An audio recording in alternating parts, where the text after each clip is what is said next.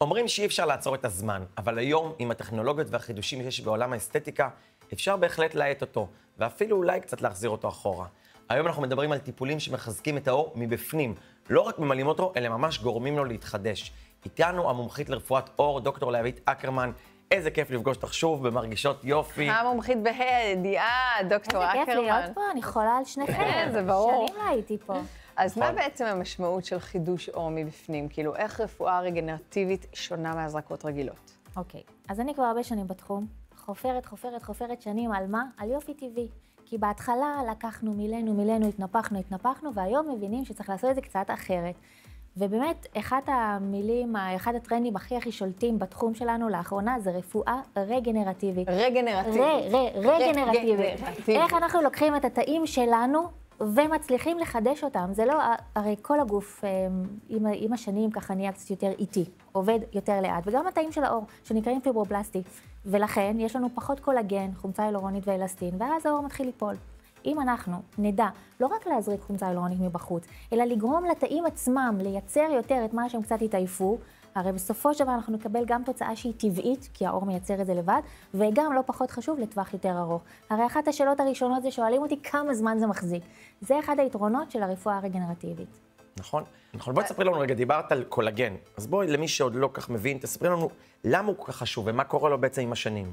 אני כל הזמן אומרת שקולגן זה כמו הפיגום של האור. בעצם הקולגן נותן לנו תמיכה. זה בעצם סלילים מאוד מאוד חזקים שמחזיקים את האור שעל זה האור תלוי. עם הגיל, שזה דרך אגב בגיל די מוקדם, האור פחות מייצר, יותר מתפרק מאשר נוצר, ואז נוצר לנו בעצם מאזן של חסר, ואז האור מתחיל ליפול. כמובן לא רואים את זה בגיל 20, למרות שכבר בגיל 20 אנחנו מתחילים לאבד, מתחילים לראות את זה ככה בדרך סביב גיל 40, ואז אנחנו צריכים לטפל בטיפול שממריץ את האור לייצר את אותו קולגן בדיוק.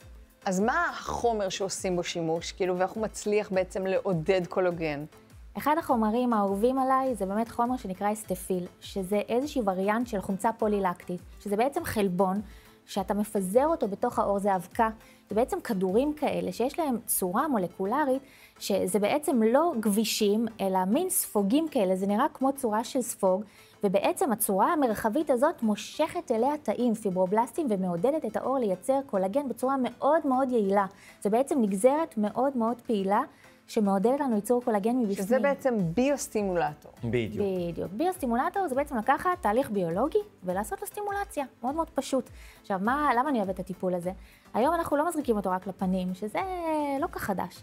מזריקים אותו גם לגוף, גם לבטן רפויה, גם לזרועות רפויות, ואפילו לצלולית. אחת הבעיות הכי... כן. יש חומר, יש וריאנט של האסטפיל שנקרא פאוור, שבעצם צלולית זה בעיה שבאמת 85% מהאנשים יסבלו ממנה, עם הגיל כמובן יותר. אנחנו מטפלים בה בכל מיני שיטות, בכל מיני טכנולוגיות, באמת זה טיפול טוב, יעיל גם לטיפולי גוף, וחשוב לדעת שביוסטימולציה וביורגנרציה זה לא רק בפנים, זה גם בגוף.